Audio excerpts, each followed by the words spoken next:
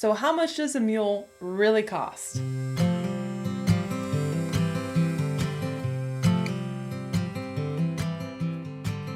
I'm going to cover what it costs to purchase a mule and also the expense to own a mule for 1 year. And answer the question, are they even worth it? The initial purchase price of a mule can vary greatly. You can find mules for free on Craigslist, or go to a premier mule sale and spend $60,000 on a mule. Yeah, that's right, $60,000.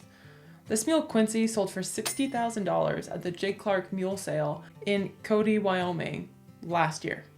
Now, realistically, for a beginner-safe, healthy mule with some years left to its life in today's market, you're probably going to look at spending about $6,000 to $25,000. Age, ability, soundness, mindset, and training are just some of the factors that play into how much a mule actually costs. Sure, there are free mules on Craigslist, and cheap mules at horse auctions, and there are bomb-proof mules being sold all over the internet for only a couple of grand, or maybe even free. But buyer beware. Most of these mules are young and untrained, or even untouched, or they're old and they have lameness issues, or maybe they have behavioral issues, usually caused by people from their past, and those issues can take a ton of patience and knowledge and time to get them over it. Now, there are a ton of good, honest horse and mule sellers, but just like used car salesmen, there are some that are happy to lie to you, take your money, and then block your phone after you leave with their mule. If this is your first mule, we suggest just spending the money on a good one, and get a middle-aged mule around 10 to 16 years old. It's always a great idea to have a vet check to make sure that it's healthy, sound, and they really are the age that they're advertised to be. It's also a great idea to find someone knowledgeable in horses and mules and have them come with you to look at the mule or the horse that you're buying. It's kind of like asking a mechanic to come look at a used car with you. They're probably going to notice some things that maybe you wouldn't. They might see some kind of problem, whether behavioral or a health problem. Once purchased, don't hesitate to reach out to a trainer or a clinician or a more experienced horse or mule owner that are going to be able to help you not only ride better, but also communicate better with your mule. Just because you buy a $60,000 mule doesn't mean they're a robot. And if you don't know how to ride them, well, they're only going to be as good as you are. So now that you've purchased a mule and that initial cost is out of the way, what is this equine actually going to cost you? I mean, there are a lot of things to consider. Vet care, hay, trailers, a pickup, farrier care, vaccinations, grain, supplements, boarding, fuel, fencing, tires, vehicle maintenance, pockets, pack, all certificates, emergency vet visits. Okay, that's a lot, so let's break it down.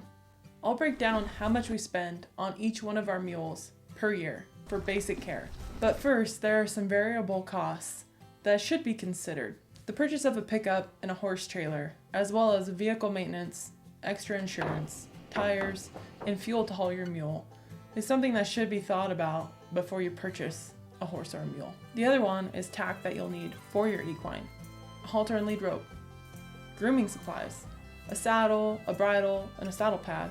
Or maybe you're looking to pack a mule, then you'll need a pack saddle and all the gear that goes with it, depending on which style of packing you're going to be doing. Now, this gear can be bought used, but we would suggest buy once, cry once. Purchase good quality gear that's going to last you potentially a lifetime. Now let's get into some of the figures of what it costs to keep a mule for 1 year. We're going to break the expenses down into 4 categories, and that's going to be feed, shelter, vet care, and farrier care. Here's what it costs to feed one of our equines for 1 year. Let's start with hay. We feed each one of our equines on average 20 pounds of hay per day. We feed them a grass alfalfa mix. 20 pounds per day times by 365 days a year equals 7,300 pounds of hay per equine per year. Now let's divide that by 2,000 pounds, which is the weight of 1 ton, which is typically what hay is sold as. So divided by 2,000 pounds, that means we need 3.65 tons of hay per year per equine. In our area, we spend $330 per ton on hay.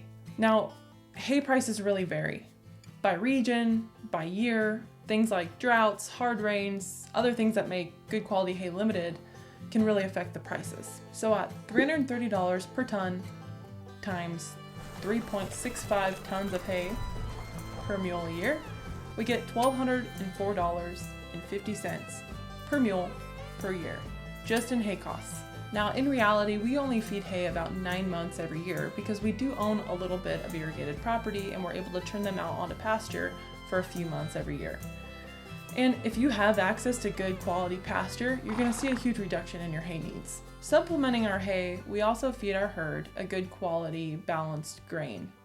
We feed Purina Ultium competition horse. We feed each mule about 2 pounds of grain per day. It's $38 for a 50-pound bag, so that means it costs $1.52 per mule per day in grain costs. Now times that by 365 days in a year, and we're looking at $554.80 just in grain alone. Purina, please sponsor us. In addition to the grain, we also give our herd 24/7 access to a selection of salt and mineral blocks. On average, every year we go through 3 of the Redmond Equine salt rocks, which are about $18 a piece. We go through 2 plain white salt blocks, which are about $9 a piece. And we go through 2 of the selenium trace blocks, which are about $11 a piece. This totals $94, but that's for a herd of 4. So if we divide that by 4 equines, we get about $23.50 per equine per year in salt.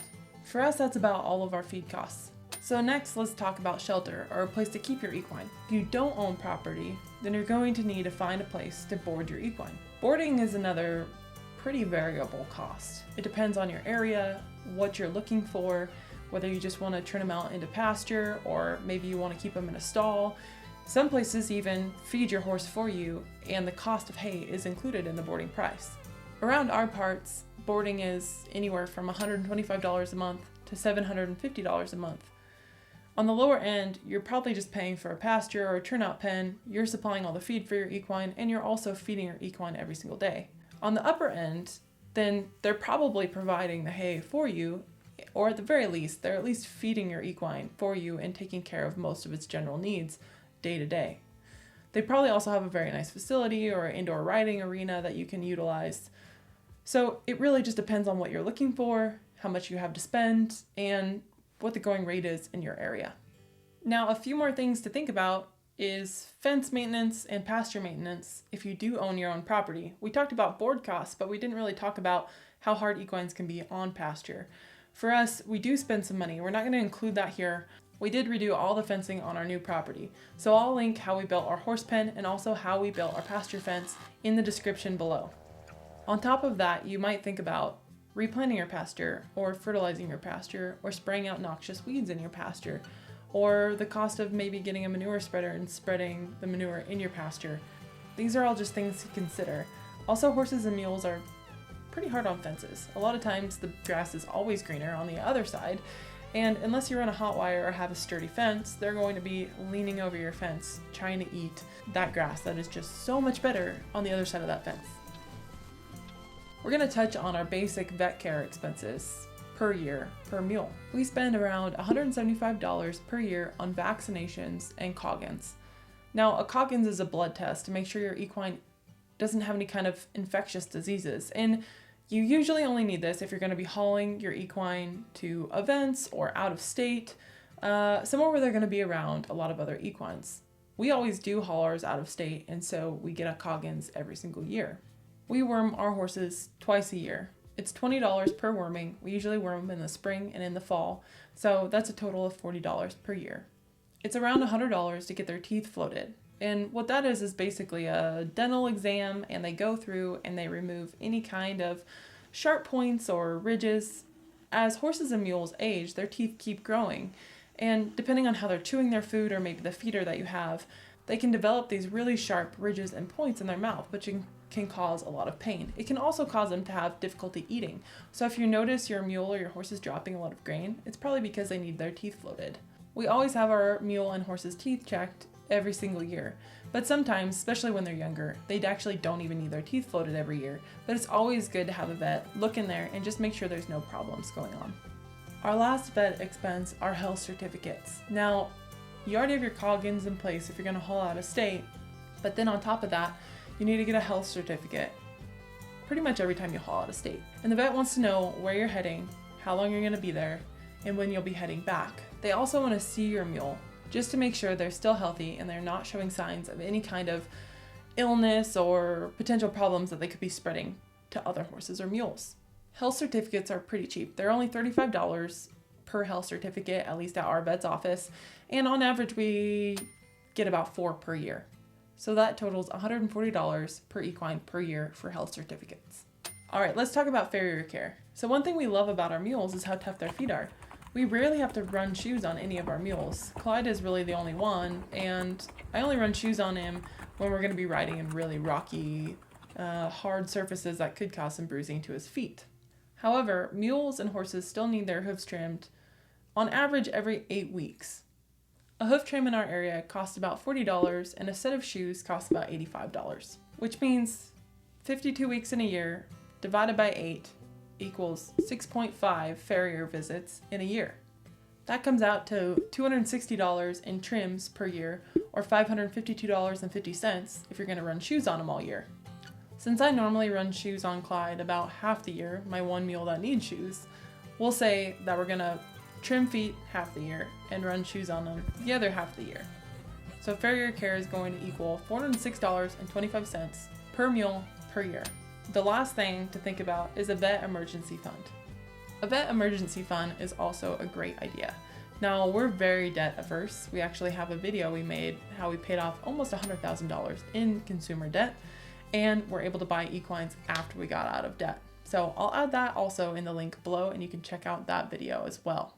We would suggest keeping $5,000 to $10,000 in a vet emergency fund.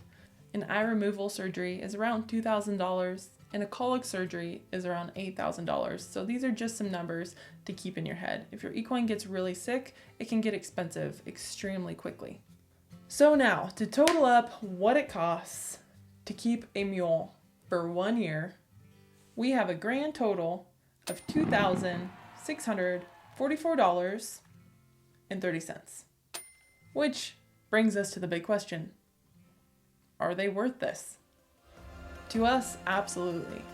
Not only do we enjoy riding them in the mountains, but we're just horse people in general, and we absolutely love our mules. Our mules are like big dogs. We enjoy going out there nearly every day and spending time with our mules. We enjoy getting to see the country together with them. We enjoy training them. We enjoy working on bettering our relationships with them. So for us, yes, they're worth it. Now, if you're just looking for a pack animal to go up into the mountains, maybe equines aren't the right choice for you. Maybe it'd be better to get llamas or goats or dogs or something else. But if you're a horse person or a mule person, or you got a horse crazy little girl that's been asking for a horse forever, then maybe this is worth it to you. And these costs can obviously be lowered. Maybe your horse is an easy keeper, which means they gain weight really easy, and you don't need to feed them as much hay or as much grain. Or maybe you have your own property and you don't have to pay for board. Or maybe you learn how to trim their own hooves and that cancels out the need for a farrier. There's definitely ways to make mules more cost efficient than what we do. So thank you so much for watching. Hopefully this gave you some numbers to go off of. And if you have any more questions, comment below. We'd love to answer them.